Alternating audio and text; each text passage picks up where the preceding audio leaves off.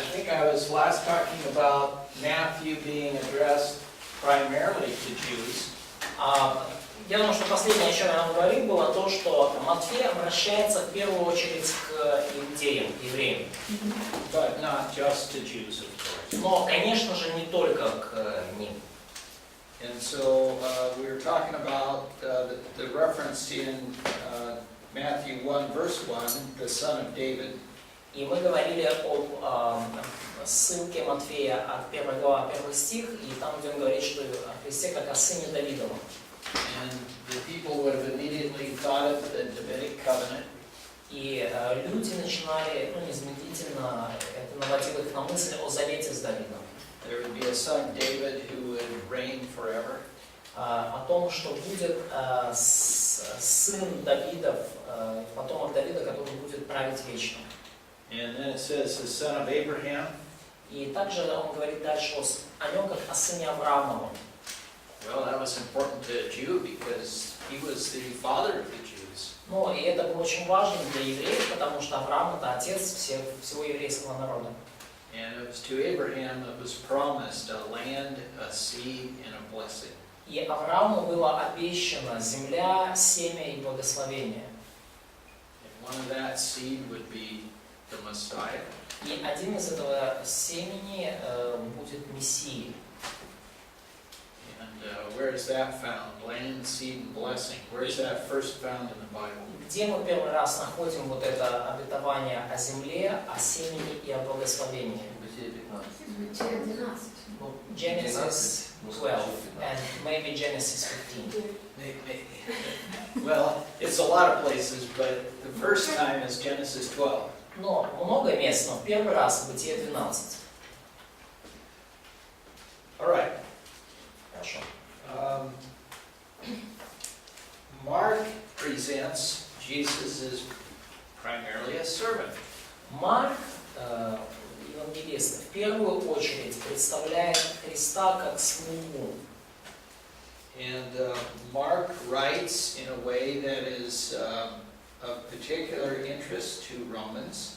И Марк пишет таким образом, что в первую очередь его Евангелие интересно римлянам. Romans knew a lot about servants. И римляне знали много о слугах.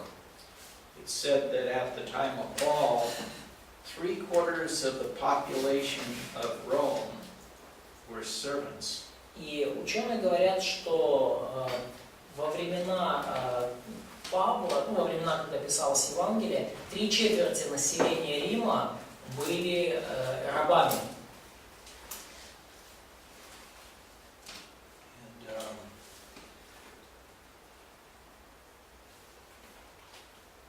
We looked at this before, but so we don't need to look at it. But Mark 10:45 speaks of the servant.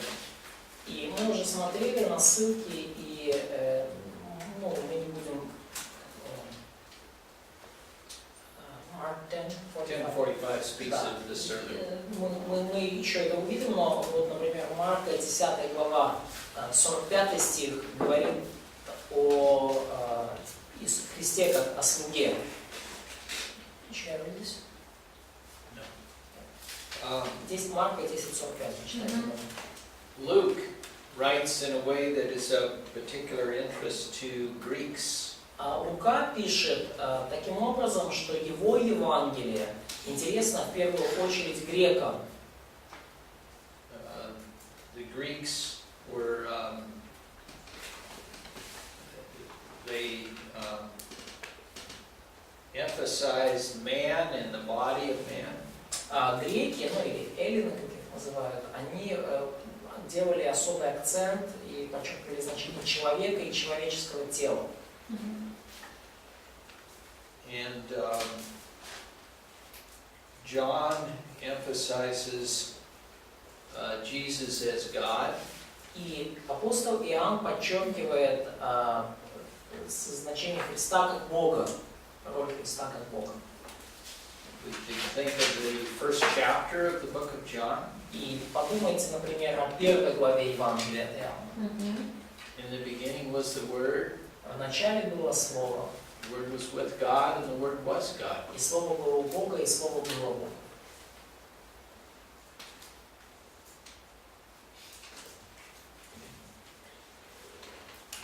So we have the branch who is king, servant, man, God. Итак, у нас есть отрасль, и это царь, слуга, человек и Бог. Matthew emphasizing his kingship. Матфей подчеркивает его царство, Mark emphasizing his servant. Марк подчеркивает и делает акцент на нем как на слуге. Luke, the Son of Man. Лука говорит о нем как о сыне человеческом.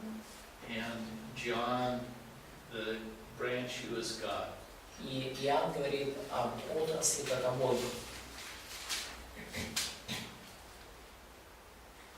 In each four of these, God, servant, man, or king, servant, man, and God, there are some animals that are often used to signify these four. И также, когда вот мы говорим об этих четырех аспектах, царь, слуга, человек и Бог, используются четыре образа животных, чтобы сделать это более, скажем так, зримым для нас, значимым. The lion is king. Лев как царь. The ox is servant. Ox or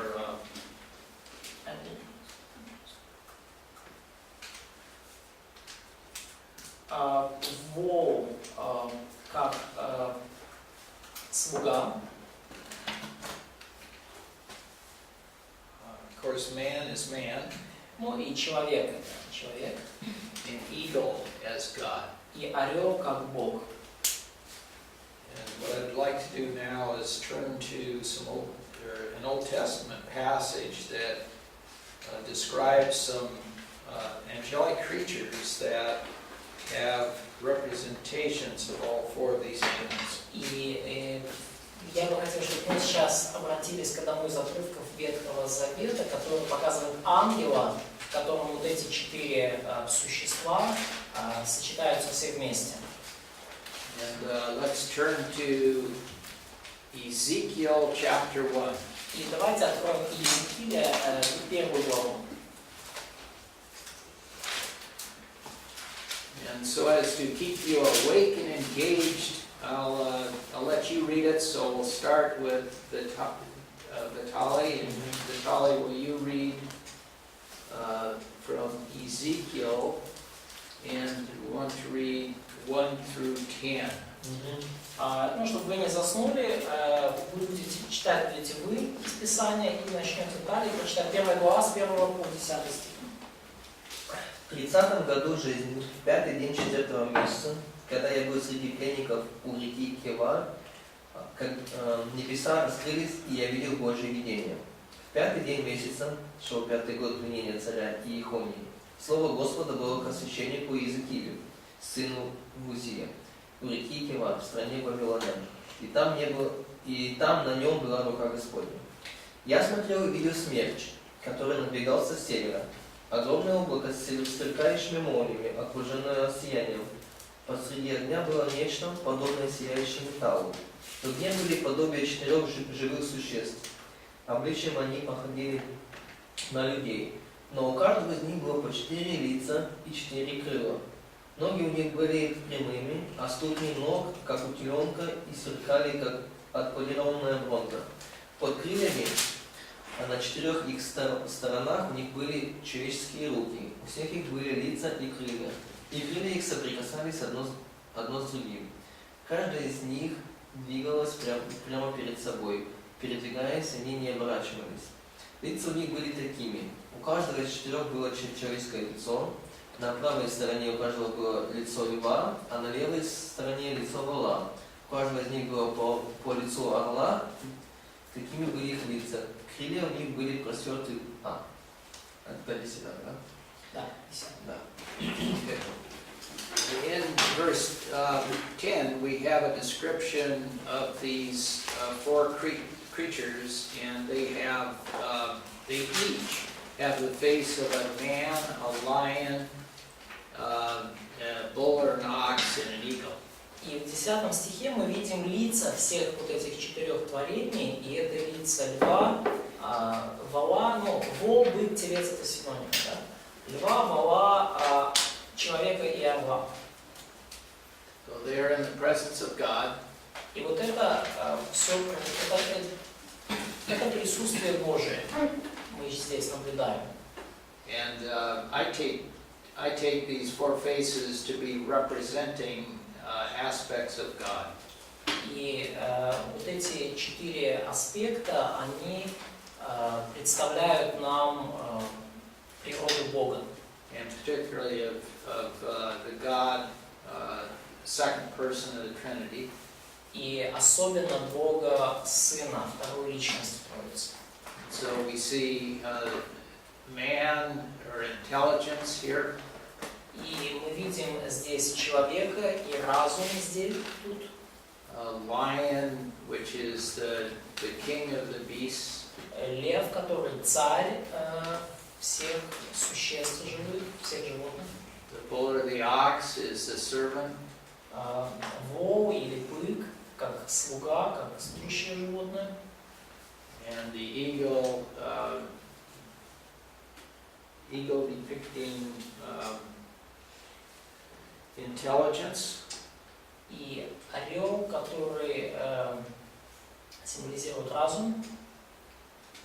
The greatest of birds, he's sovereign over the birds. Величайшая птица, которая независима ни от каких птиц. So as God is sovereign over all things. Точно так же, как и Бог ни от кого не зависит и суверенен и правит над всем творением. The other place that we see these same 4 is in Revelation. И другое место, где мы видим ту же 4, это в книге Откровения. So let's look at Revelation chapter 4. Откровение 4 глава.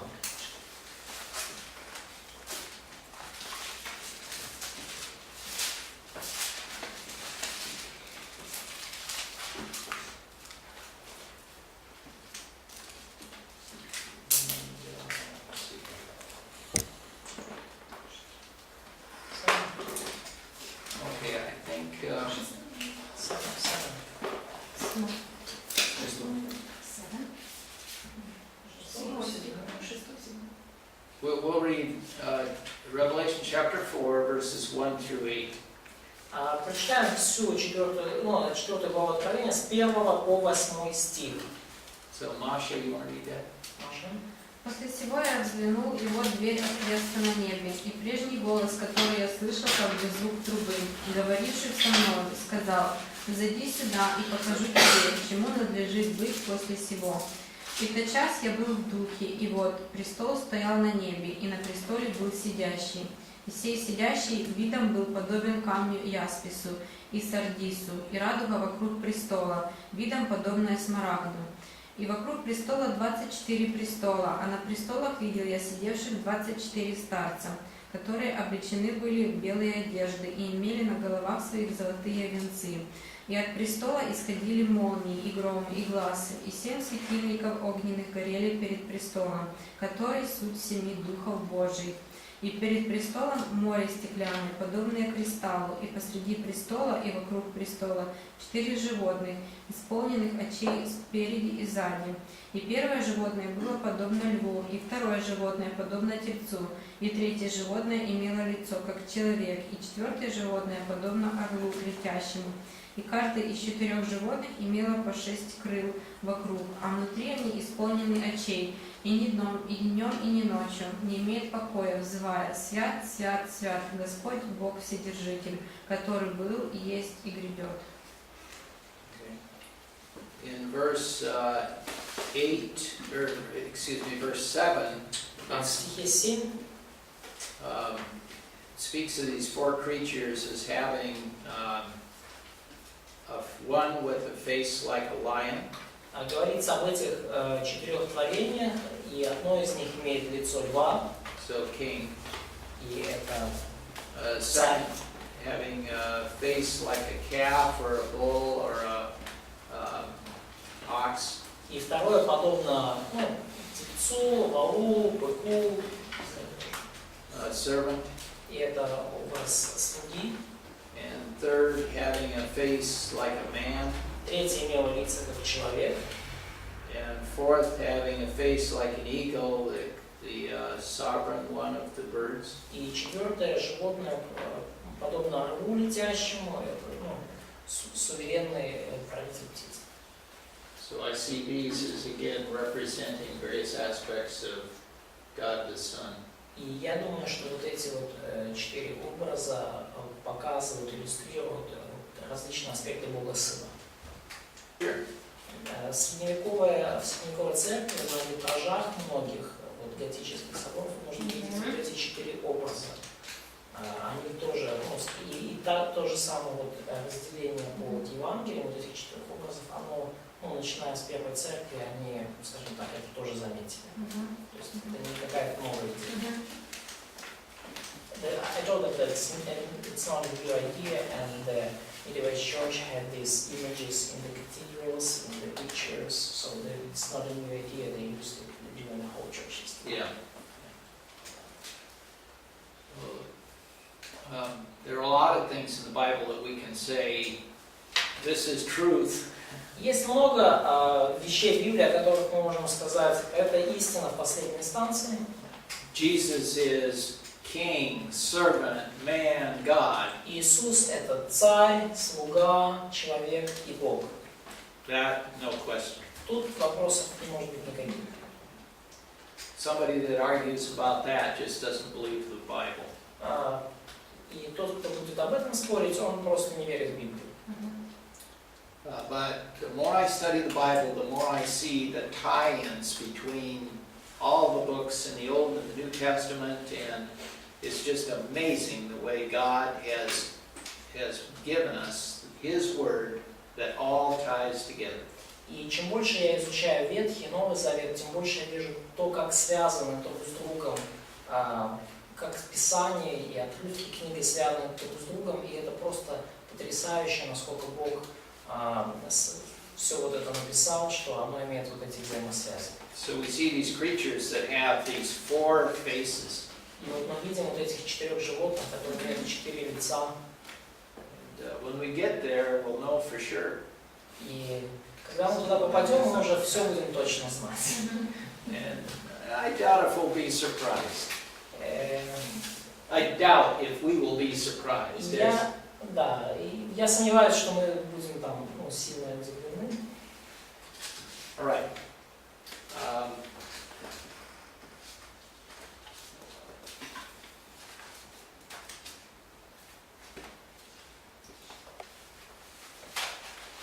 Okay, next, the emphasis of the four writers. И дальше мы рассмотрим акценты четырех этих писаний, четырех писателей. And in Matthew, we see a lot of sermons. И в Евангелии от Матфея мы видим множество проповедей. Matthew emphasizes Christ's sermons. Матфей, он делает акцент на проповедях Христа. Mark emphasizes Christ's miracles. Марк делает акцент на чудесах Христа.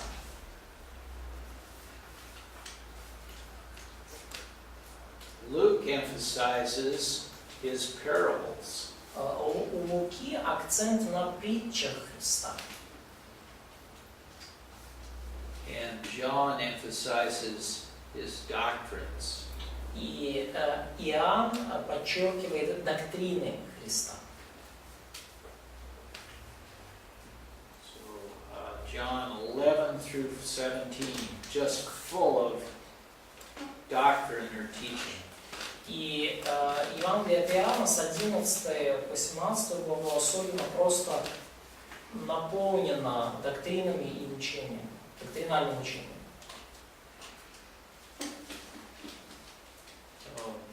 here's an interesting fact. И интересный факт.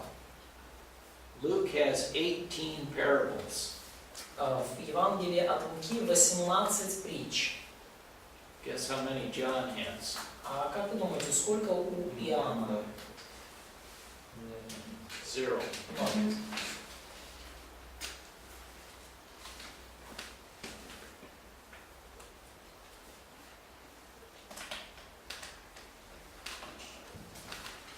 Okay.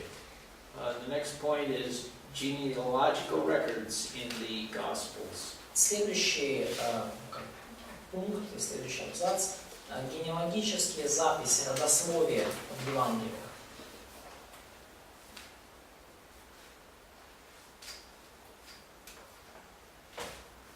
John has no genealogical record. У Иоанн вообще не пишет никаких родословий, не содержит родословия его Евангелия. Does God in his divinity have genealogy? Иисус — это Бог, показывает, как Бог показывается там, и у Бога не может быть родословия. Of course not. Ну, может ли Бог иметь родословие? Ну, конечно, нет. So John is emphasizing the deity of God. И Иоанн подчеркивает божественность. In Mark, there is no genealogical record. В Евангелии от Марка также нету родословий, The genealogy of a servant is not important. потому что родословие слуги не важно, не имеет значения. How about the genealogy of the king? Is that important? А родословие царя имеет значение? Да. Yes. He's got to qualify. Да. Ну, он должен быть соответствовать требованиям, чтобы быть царем. So, in Matthew chapter 1, the writer gives a genealogical qualification for the king. И в Матфея 1 главе автор показывает вот эти, подчеркивает соответствие Христа генеалогическим требованиям в родословии.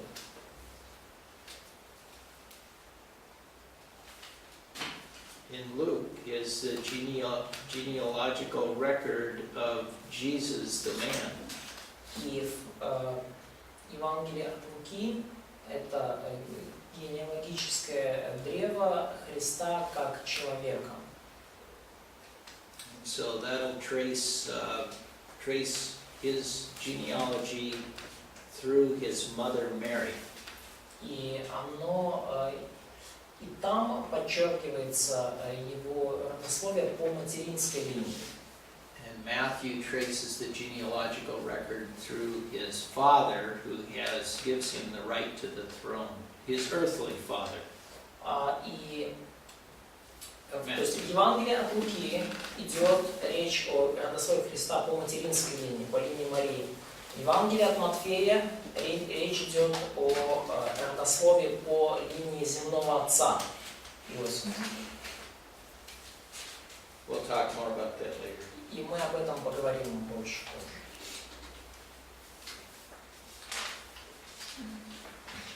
Now, the next point is unique material in each book. Следующий абзац, следующий пункт. Уникальный материал в каждой книге. That just means of all the material that Matthew wrote, how much of it does not appear in the other three Gospels. Иными словами, какое количество материала, скажем, в Евангелии от Матфея не встречается больше в других Евангелиях? Ну, то есть сама терминология, уникальный материал, ну, термин. То есть то, что встречается только в этом Евангелии. And I'm going to give you this in percentages, so percentage of the book. Я просто дам вам это в процентах. Процент уникального материала. And this, I got this from Ryrie, so this is Ryrie's opinion. И это исследование Райри. And the numbers aren't that important, but just the relative numbers are important. Сами по себе цифры не так важны, но просто сравнительные. Ну, то есть эти цифры в сравнении, они важны. This was surprising to me when I saw it. И для меня меня это удивило, когда я это увидел. So 42% of Matthew is unique. Евангелие от Матфея содержит 42% уникального материала. 7% of Mark is unique. В Евангелии от Марка только 7% уникального материала. 59% of Luke is У unique. Луки 59% материала уникального. And 92% of John is unique. В Евангелии от Иоанна 92% уникально. 92%. То есть не встречаются больше нигде ни в одном Евангелии. So I think it's good to remember that most of John is unique. И я думаю, что это полезно запомнить, что большая часть материала Евангелия от Иоанна уникальна, But very little of Mark is unique. но очень мало из Евангелия от Марка уникально. Remember one time somebody said when you give the gospel to somebody and they accept Christ as their Savior, have them read the book of Mark first. Я слышал, кто-то говорит, что если вы хотите, чтобы кто-то, дать ему почитать Евангелие, чтобы он принял Христа и стал верующим, то дайте ему сначала Евангелие от Марка. Have you ever heard that? So that give the Mark Gospel first. Have them read the book of Mark first. Да, то есть сделать, дайте, первым, чтобы они прочитали Евангелие от Марка. And this person that told me that said that in John there are some difficult doctrines. И человек, который мне это говорил, что в Иоанна, в Евангелии от Иоанна есть очень сложные доктрины многие.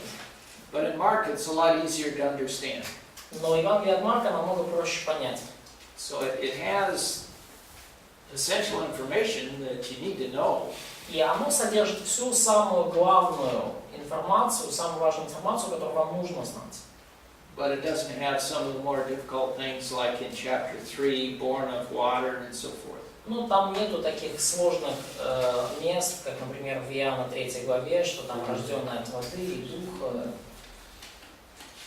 Okay.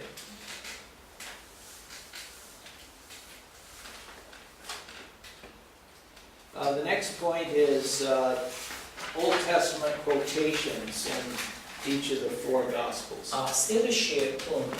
Цитаты из Ветхого Завета в каждом из 4 Евангелий. And again, the relative numbers are what are important now here, not the absolute numbers. Опять же, важны не абсолютные числа, а сравнительные числа. Числа в сравнении. So this again comes from the Ryrie Study Bible. И эти цифры также взяты из учебной Библии Райри. And he says that there are 53 quotations in the book of Matthew. So Matthew quotes the Old Testament 53 times. И он пишет, что Евангелие от Матфея цитирует Ветхий Завет 53 раза. 53 цитаты из Ветхого Завета в Евангелии от Матфея. Mark quotes the Old Testament 36 times. Марк цитирует Ветхий Завет 36 раз. Luke quotes the Old Testament 25 times. Лука 25 раз. And John quotes the Old Testament 20 times. Иоанн цитирует Ветхий Завет 20 раз.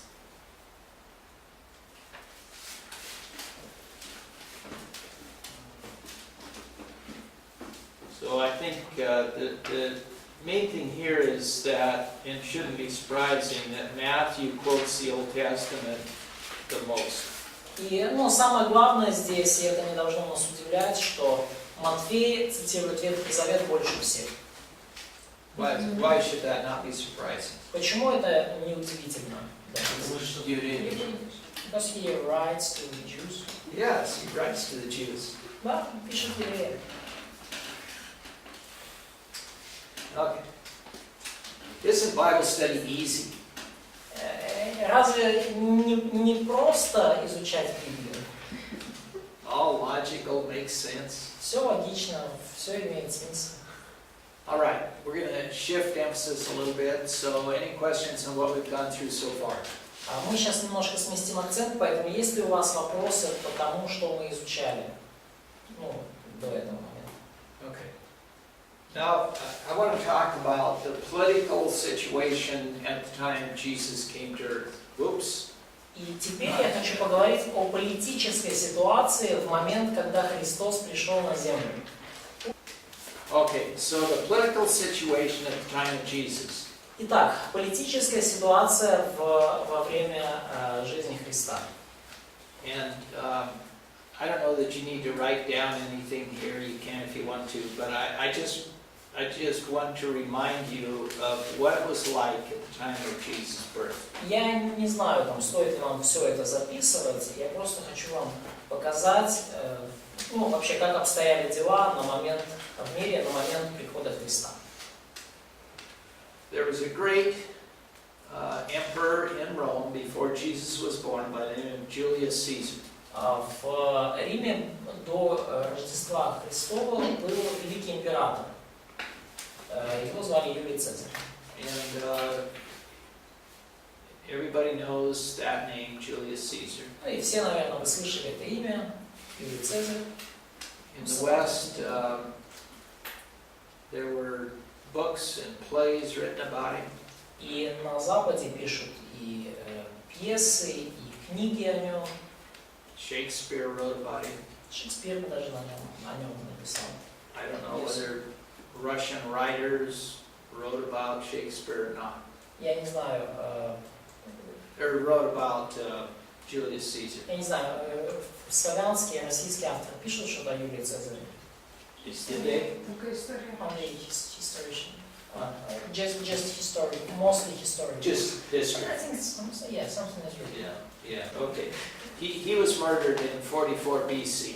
Он был убит в 44 году до Рождества Христова. And as often happens when you have a powerful leader, if that leader is suddenly removed, there's a lot of rebellion and chaos. И как это часто случается, если у вас есть сильный руководитель в стране, если этот руководитель резко исчезает со сцены, то возникает хаос на этом месте. So for 15 years there was turmoil in the Roman Empire with fighting and just a lot of uncertainty. Да, то есть хаос и мятеж, и были и война, и полная, так сказать, неуверенность царили в Римской империи 15 лет после его смерти, после его гибели. There was an Idumean who lived in Judah whose name was Herod. И был идумеянин по имени Ирод, который жил в Иудее. Who is an Idumean? И он был идумеянин. What does that word mean? Что это значит? Idumean is a Greek word for people from that descended from Esau and Edom. Да, идумеяне, те, кто Едом, да, это греческое слово для потомков Исава. Okay. And how are the Edomites related to the Israelites? И как были связаны идумеяне и израильтяне?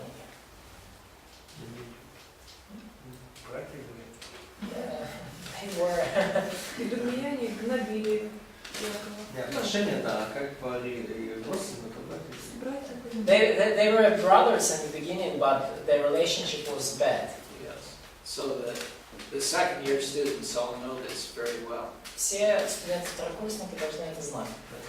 Хорошо. Okay. So out of there were two twins born. They were Jacob and Esau, right? Родились два ребенка, двойняшки, Исав и Иаков, да? So you have Abraham, Isaac. И есть Авраам, Исаак. Isaac has two sons, Jacob and Esau. У Исаака два сына, Иаков и Исав. Jacob was the Israelite, or the Jew. Esau the Edomite. И Иаков, ну как, или позднее Израиль, да, отец израильтян, евреев, а Исав это прародитель всех вот идумеян в Едоме. Okay. By the time of Julius Caesar, there were Arabs that had come in to Edom and chased all the Edomites out. There was edict. They were Arabs. Да, во времена Юлия Цезаря пришли арабы в Едом и сказали всем идумеянам: убирайтесь отсюда. Арабы это Измаил. Arabs, so the descendants of Ismail. Yes. Измаил. Да, потомки Измаила. То есть они прогнали всех идумеян с Едома. So now the Edomites have no place to live. A lot of them fled to Israel. И теперь у идумеян нету где жить, и многие из них сбежали в Израиль. And since now it's a Greek-speaking world, Greek culture world, they're called Edomians. Ну и теперь уже, поскольку это грекоязычная культура и грекоязычный мир, то теперь они уже называются, ну, как идумеяне. Да, то есть не Едом, а идумеяне. So here we have Herod. Jews don't get along with Edomites, Edomites don't get along with Jews.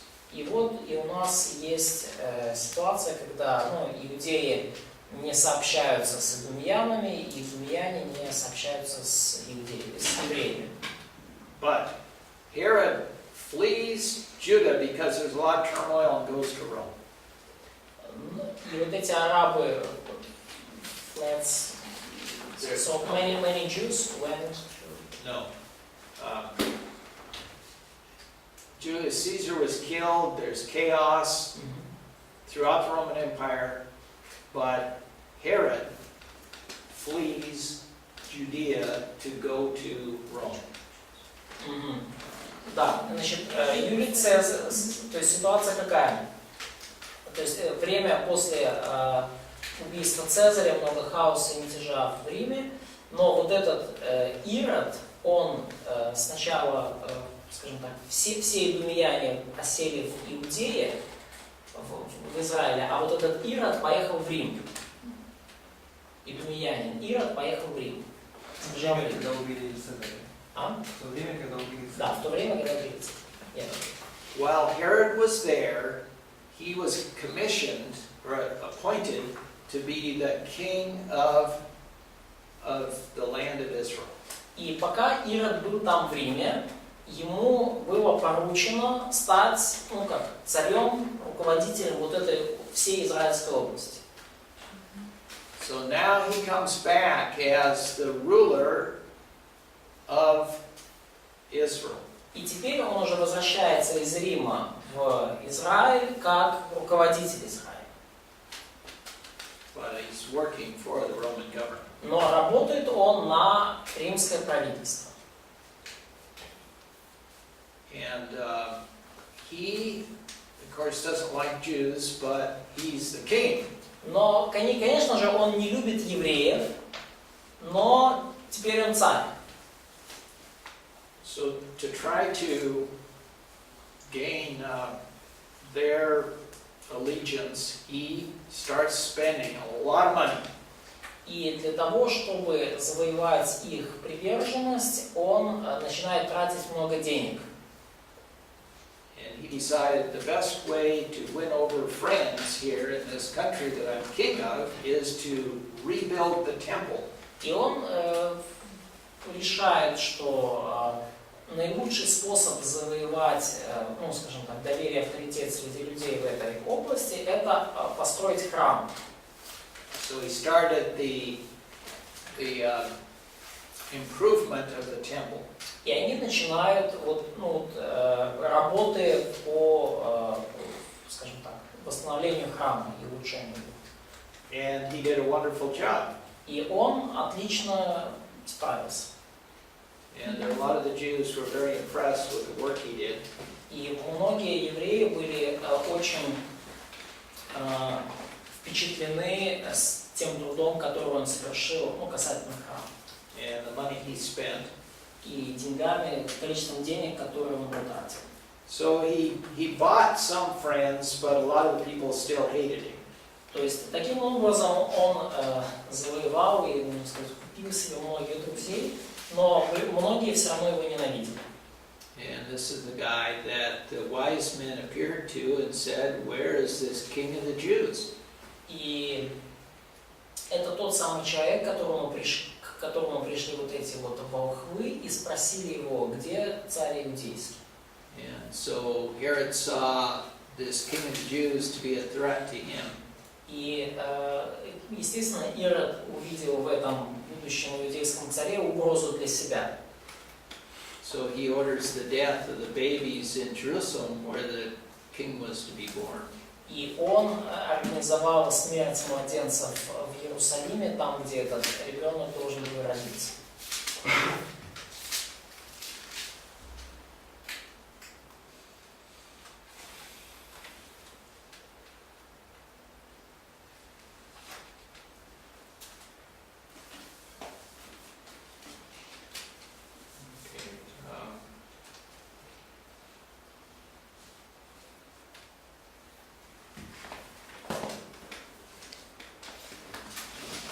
That's enough on the political situation, unless you have any questions. Ну, в принципе, это достаточно, чтобы вы поняли политическую ситуацию, и, может быть, у вас есть какие-то вопросы.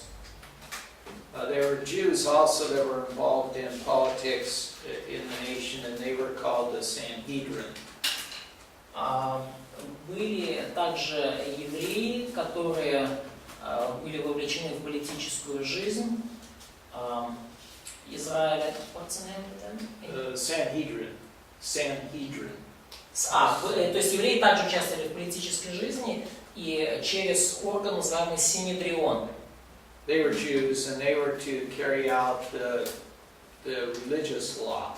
И там были все евреи, и их обязанностью было поддерживать все вот эти религиозные законы, их соблюдение.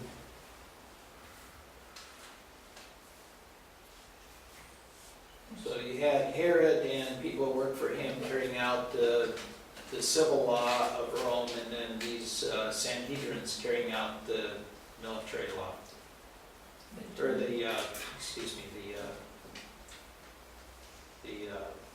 religious law. То есть с одной стороны Ирод и его администрация, которая обеспечивает гражданское право там, и все там, военные дела, и есть Синедрион, который среди евреев обеспечивает исполнение всех их религиозных постановлений.